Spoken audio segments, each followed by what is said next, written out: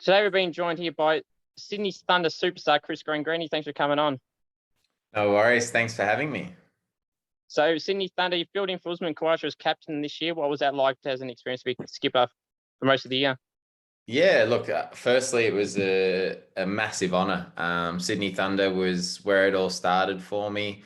They were the ones that, gave me my first opportunity when I was just playing club cricket and never really felt like I was that close to playing professional cricket. They're a club that has stood by me through thick and thin. So it was something that I was really proud of. And also knowing that I had massive shoes to fill in Usman's absence. And then also, if you look on the past captains, certainly that I've played under in Mike Hussey, Shane Watson and Callum Ferguson, it was something that I was really excited to take on. But I loved every minute of it. I had great people around me that I surrounded myself with. And, fortunately, I'd spent a lot of time playing for the Thunder and playing with and or against a lot of the players.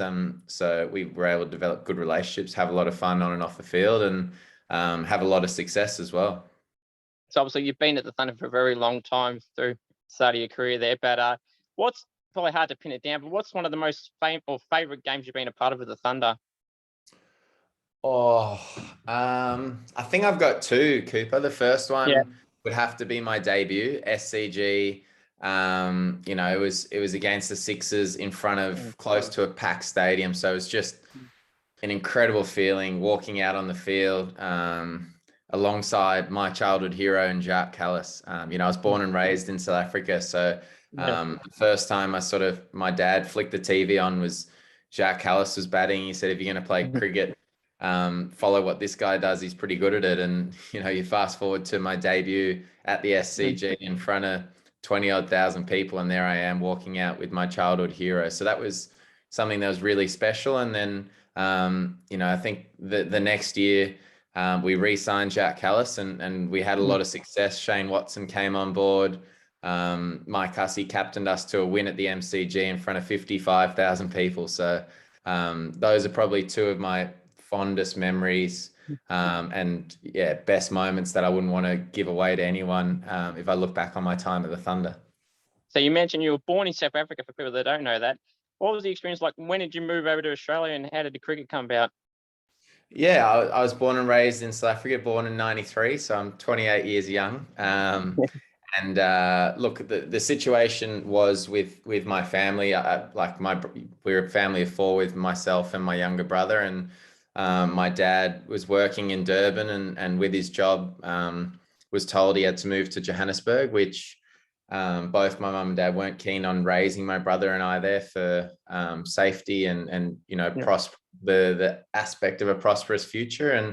And they were both professional tennis players, but never made it out to Australia for tennis. Dad couldn't get a visa being South African, and mum was injured one year when she was due to come out to the Aussie Open. So they came to Australia to think about their decision and fell in love with Sydney. And we moved 18 months later, up and moved, not knowing a single soul here. And Dad was able to get a transfer, and that began the next phases of our lives. And the decision to choose cricket was one that took a lot of time. I loved all sports. I learned to walk on a tennis court. So tennis was probably close to my number one passion. And then cricket and soccer came into the frame. And, when I was writing my HSC in final year of school, I had to decide whether it was going to be, pursue tennis and go over to college in America and chase that dream, or stay here in Australia, study at university and chase my cricketing dreams. And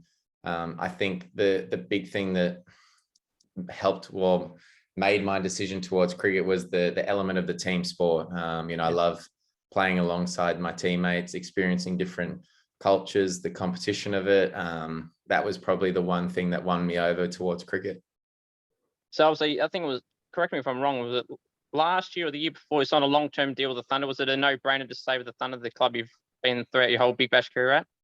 Yeah, it's actually gone quickly now. I think I've got I've played 4 years of my 6-year contracts. I've only got 2 left, but it was a no-brainer for me. It was at a time where they offered me a long term to stay put, and The fans, the culture of the club, the opportunities that I was continuing to give and wanting to give back. And, I think my goal after winning it so early in my career with the Thunder is I want to win it again. And I felt like we were going to do that this year and go all the way. But unfortunately sort of fell a couple of hurdles short again. Certainly for the immediate future, I can't see my cricket being played anywhere else. I love this club and, the opportunities and the honor of leading it in a short term as well was something that really motivated me and wanted me to do more for the Thunder. So you mentioned about there's been a lot of debate about this length of the season of the Big Bash. Do you feel that the length of the season is a tad too long, or are you happy with how it is? Look, I think from a player's point of view, or from my point of view, I can be incredibly biased because, 14 games of cricket at some of the best venues in the country, on TV, in front of fans, playing the game I love. So I'm biased and I love playing more and more cricket. It's more opportunities to showcase my skill. But I do think that whether it's games or the time that the tournament is in needs to be shortened.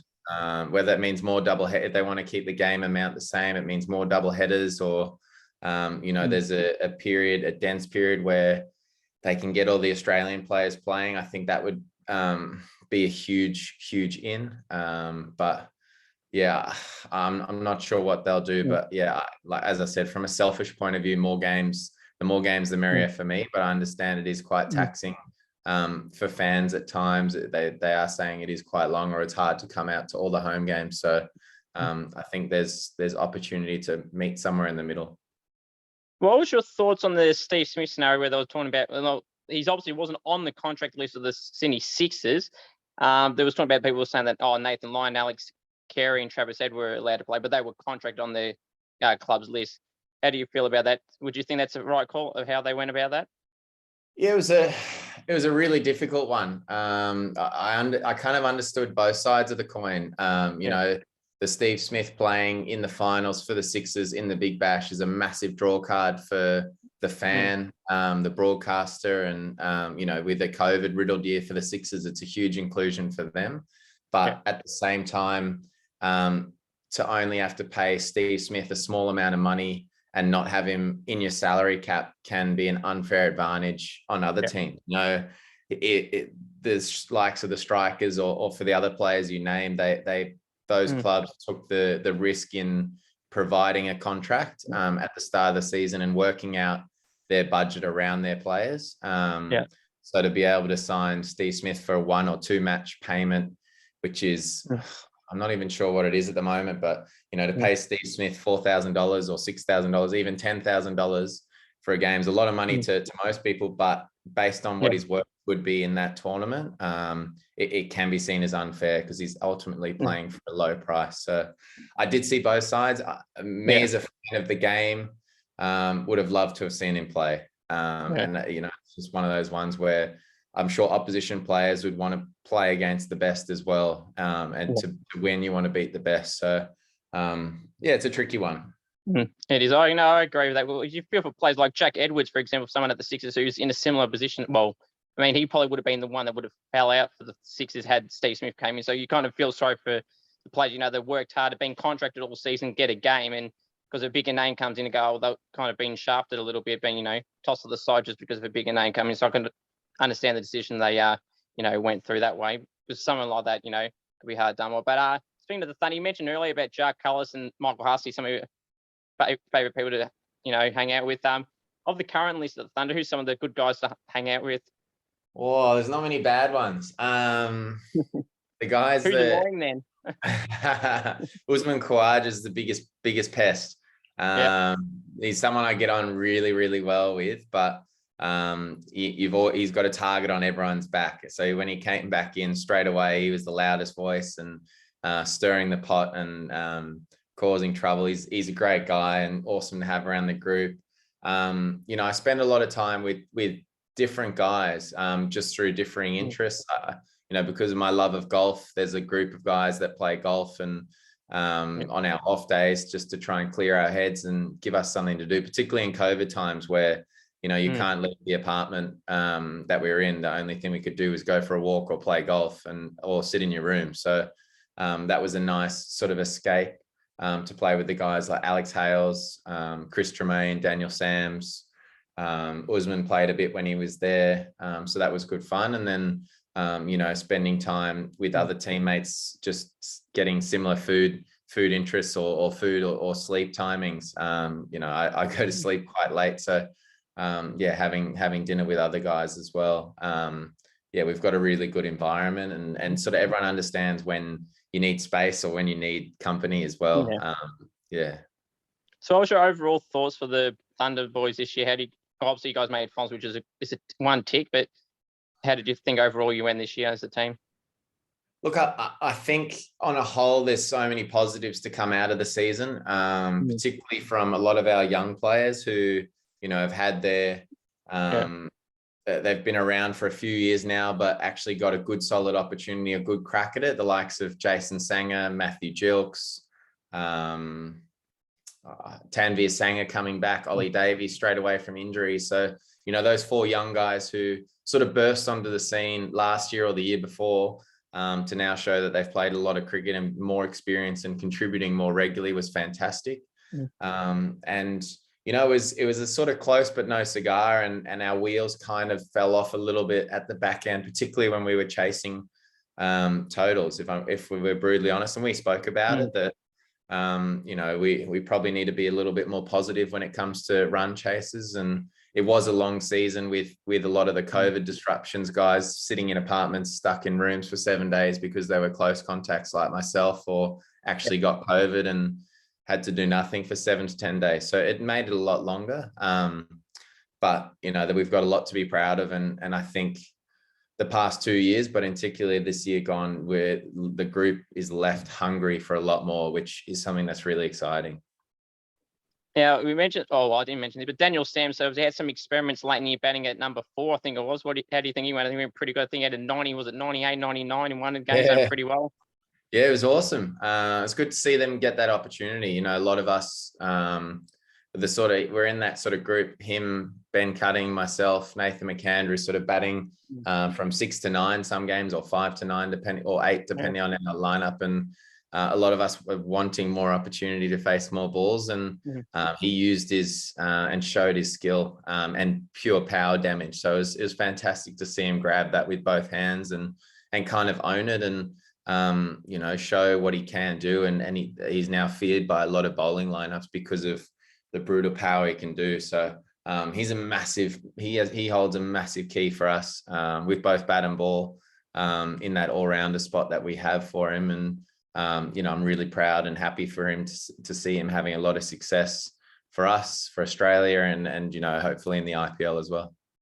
Now, you mentioned some of the names, including yourself, Nathan McAndrew, Benny Cutting, and Samsy in the middle order. Would it be fair to say maybe you might try and target in the off season that you're more of a stabilised batsman in the middle, like John O'Wells? I see, just, I don't know if you want to call it, let go or parted ways with the Adelaide Strikers. Would that type of player be someone you could probably get in your middle orders type as well? Yeah, look, if I'm honest, I don't know what goes on with our list management, but I think we had Alex Ross, Jason Sanger playing that role and doing a really good job for us at 3 and 5, and then Sam Billings was one of our overseas players at 4. So those three guys batting 3, 4, 5 at different stages throughout the tournament played that sort of Mr. Consistent role and did a fantastic job of it. I think Jason was our leading run scorer, one of the top run scorers in the tournament. Rossi was affected by COVID a lot, unfortunately, but he was one of the leading run scorers before that as well. So, I think John O'Wells is a fantastic player, and I think he should definitely get picked up. I'd be surprised if he didn't get picked up by someone like the Hurricanes or even the Brisbane Heat. But I think in terms of our list, he may struggle with, I'd be surprised if we go after him, given the opportunities that we want to give to a lot of the guys that have done well for us this season and in past seasons as well. Yeah, there's also been a lot of scrutiny and talk about the Justin Langer scenario. What's your thoughts on how that transpired and how it panned out in the end? Yeah, look, I was very surprised by it all. I think if you look at his record over the past 4 years, he took on the job when the team was seen as a disgrace in the world, but even more so in Australia after that Cape Town sandpaper saga. He turned around. He was the key, or one of the keys, in leading and turning around the culture with him and Tim Payne. The results initially with the likes of, or some of their best players out in Smith and Warner, weren't great, but they were playing a good brand of cricket. They had drawn some matches away against Pakistan. Then they eventually travelled over to England, retained the Ashes. Yes, we lost to India at home, but we then won a T20 World Cup, and we beat England in the Ashes here. So I think if you look at how he's done over the last 4 years in his term, I think he's had a lot of success and certainly deserved more time coaching. But without knowing the exact details of it, is obviously there's a sentiment of want for a change, whether it be through Cricket Australia or the players, or a combination of both. Now, you mentioned to a bit earlier about, or you actually didn't yet, but playing on many other leagues. You're playing the IPL, the CPL, and all the other leagues. The IPL auction, I think it's next week. I think it is. What your hopes, your chances are getting picked up by a club in that? Look, I think you always have everything crossed, fingers and toes, and with the addition of a couple of new teams, there's obviously more opportunity. But I think it'll be quite unlikely for me to go in. I haven't given up on it. The taste I got of it made me hungry for more and more, particularly because I wasn't, unfortunately, the games I played was in the UAE, so I didn't get to experience that madness and craziness of the Indian passion at home at a lot of the big venues in India. So that was one thing that left me hungry for more. So look, I think I'm quite unlikely to get picked up, but at the same time, I back my ability to be a really good option to sit on someone's bench and offer a lot of backup options in spin, batting, all-round fielding, etc. So and that was my role at KKR, backing up Sunil Narayan and using that opportunity when he was out injured or missing games for his action. So that was that's something that you never know may happen. Now, you mentioned about a bowling action. Unfortunately, there was a scenario where you had your bowling suspended from an action. How was that 6 months period where you had to work on that? How did you cope during that whole time, the whole phase of that happening? Yeah, it was a huge shock at first when I heard about it. It came off a really one of my best years in 2019. Doing really well all around the world, and then started well for the Thunder. Found out I got picked up in the IPL, so I was on a tremendous high, and then sort of came crashing down, knowing that I had a 3-month ban, and then throw on top of that COVID, extended it out to pretty much 6 months. So it was a kick in the guts at first, in all honesty, but I saw the opportunity that I had out of it was to come back bigger and better than before, in all facets, not just my bowling. It's something that I know bowling wise, I'll always cop scrutiny for the remainder of my career, whether it be from, hecklers or social media or whatever. But I know that the people around me are always going to be really honest and supportive. And I'll just continue to try and promote, myself on the field as someone who enjoys their cricket and performs their heart out and does everything they can for the team. So, I'm really proud of the way I was able to work through it and come back. And then since coming back, have recorded some of my best bowling figures. So I'm very grateful for the sacrifice a lot of my coaches gave. And, more recently, scoring my first 50 in T20 cricket was a good sort of justification of the hard work in batting I've been putting in as well. So I feel like I'm poised to continue to hopefully make big inroads in the game. So you mentioned to me off air that you're playing local cricket still in Sydney. How's that season came about or gone so far? Yeah, it's been good. I've gone back to my club where it all started for me in Northern Districts. And I played a couple of games just as to help tune up for the Big Bash, and we were undefeated after 4 or 5 games, and they remained undefeated till the game just before I came back. They had their first loss, but we're sitting top of the table, and we won our last 2 weekends. So I think there's 5 5 more games or something like that before finals. So we're in a good position that I think we've pretty much locked it in, but for top 6, but you want to finish first with weather and everything. So Right. I've won a T20 competition with this club, a 1-day competition with this club, but not a 2-day or all-day competition. So that's my big goal now, and going back and contributing and providing leadership and help where I can to a lot of the young guys coming through. What type of role do you play in the local cricket? Do you bat in the similar orders you were doing the Thunder, or bat bit higher? No, I've been batting 4 in 1-day and 2-day cricket, and then 3 in the T20s, and scoring some runs. So that's where the big thing, I wanted to make a big push with my batting, to face more balls and showcase what I can do. And then just bowling, and then helping. We've got 3 guys in our team that have just been part of the Australian under-19s team. So helping them as much as I can, the way that a lot of the senior players when I was coming through helped me, and just encouraging them to continue to add the flair that they naturally have, and in their abilities. Now, obviously, you've been playing cricket for a long time. You said you're 28. What is the highest score, if you can recall off the top of your head, in any form of cricket, whether that's IPL, CPL, Big Bash? What's the highest score and most wickets you've ever got in a game before?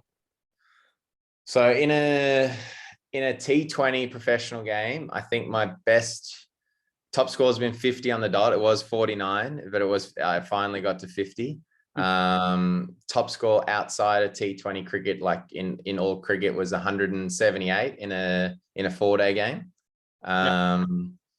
Then best bowling figures in T20, I think, most economical was 1 for 3. I did that the first or second game out of my bowling ban, which was awesome.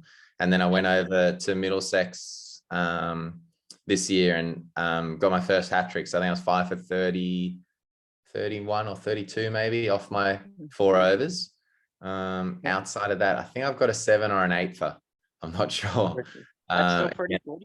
Yeah. So still a few little personal ones that I want to try and track down. But look, I'm having a lot of fun.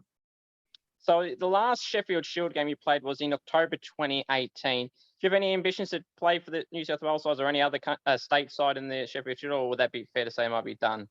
No, I'd love to. I'm still, that's a big reason why I'm, still playing some second 11 games and still wanting to perform in club cricket, not just for my team, but for the opportunity to play state cricket. Ever since I've been playing overseas, it's because I haven't had opportunities to play for New South Wales. So I've got to take those opportunities to play in the Caribbean or England or IPL or Canada or wherever to, show that this is my opportunity to show that this is what I can do. And hopefully they see that with similar weight or even more weight than, performing in club cricket. So I think my last game for New South Wales, I took 5 for on my birthday. So it was one that So I've put in some good performances for them, and I think they know what I can do. But again, there's some young guys coming through that I think they want to give opportunities to. So I've got some competition on my hands to try and outperform, and that's cricket. You've got to, and all sport really, you've got to compete with everyone and let your numbers do the talking for you. So you mentioned outside the IPL, what was it like playing in the other international leagues like the CPL, and how was that experience playing in those type of comps as well compared to the Big Bash? Like, how would you rank them? Oh, it's hard to rank them. They're all so different, but it's really awesome. To tell people that I'm packing my bags and jumping on an airplane to go and play cricket in different countries. Cricket's taken me to Pakistan, to the UAE, to the Caribbean, to England, to Canada, to Norway, to all these incredible places. And I love cricket. I have a huge passion and love for the game. And I think the thing that I enjoy, or a big part of what I enjoy about playing in these different leagues, is it's the same game that we play around the world, but everyone approaches it differently, that through the different cultures or upbringings or diverse backgrounds. And it's been fascinating to add little bits of education or learnings from everywhere to my game in my own way that I think will continue to help make me grow, and not just be one-dimensional, because the reality is everyone knows exactly what you're doing, but you've got to try and just continue to refine your game and add more impotence on it to hopefully have positive impacts for yourself, but more importantly for your team. Did you ever get to play alongside or against Chris Gayle? I did. I've never played with him, but I've played against him a couple of times. And I think in the CPL, I've got him out 3 times now. Yeah. And I think he's got me out. He's hit me for 1-6. I think 1-6. Yeah. So I remember the first ball I bowled to him in the CPL, and I'm not one to slag off umpires, but it was a really poor decision, and was given not out, and I was blown away because I was like, oh, I feel like I can get him out before he gets me. But, you know, fortunately, I got more opportunities to bowl at him and get him out. But he's a damaging player and someone that if you just slightly miss, the ball just travels out of the ground. It's amazing. It's amazing of how he plays. You know, he can take the piss and knock players out of the parks, and then he just does it for fun. He does it. Well, he did do it week in, week out. And hopefully, he still plays some of those type of leagues. It's great to watch him play. Now, Chris Gayle and Glenn Maxwell. They're obviously the big show. Obviously, you played fair bit more against Maxie, obviously. But out of the two, who would you say is the most explosive out of the two? Because they're both obviously very, very good. Oh, explosive. I think you've got on pure 6 hitting ability. I think you've got to go Chris Gayle. You know, I think more recently we saw what Maxie did in the Big Bash this year, and he had a really good IPL as well, and for Australia. But I think if you look at pure 6 hitting ability, it's something that the West Indians seem to have, like Gayle, Russell, Pollard. I would say most bowlers would say, look, as good as Glenn Maxwell is in Gayle's prime, give me Glenn Maxwell as well. So yeah, it's a very tough one. It's a good question, but yeah, I'd have to go Gayle on just the 6 hitting ability. Yeah. Now, in your spare time, what do you like to do in your spare time? I see there's a lot of surfing videos out for surfing and other stuff. What other stuff do you like to do in your spare time? Yeah, I'm a beaches boy, so I live on the northern beaches in Sydney, and I love spending a lot of time in the water. I've got a dog, so I spend a lot of time exercising with him. He's still a sort of juvenile puppy, causing a lot of havoc, so he needs a lot of exercise. And you know, I love golf, and I think the other thing is just when I am home, particularly after spending a lot of time. I think I've done 57 days locked in a hotel room since COVID hit. So when I am home, is just enjoy being home, catch up with friends and family, and as I say, I'm in the water having at least a dip, if not a swim or a surf every day. What other, outside of cricket, what other sports do you follow? Any AFL team? My AFL team, it's a tough one. I mean, I was a Swans man at the start, and then we had a good affiliation through the Thunder with the Giants, so I've got a soft spot with them. So I've got to say I stick with the Swans, because I don't think you can say you've got 2 teams. So I like the Swans, but it's always, if the Swans aren't in the finals race at the Giants, I jump on their bandwagon. And when they're playing each other, it's a tough one for me. But yeah, I've got to say Swans.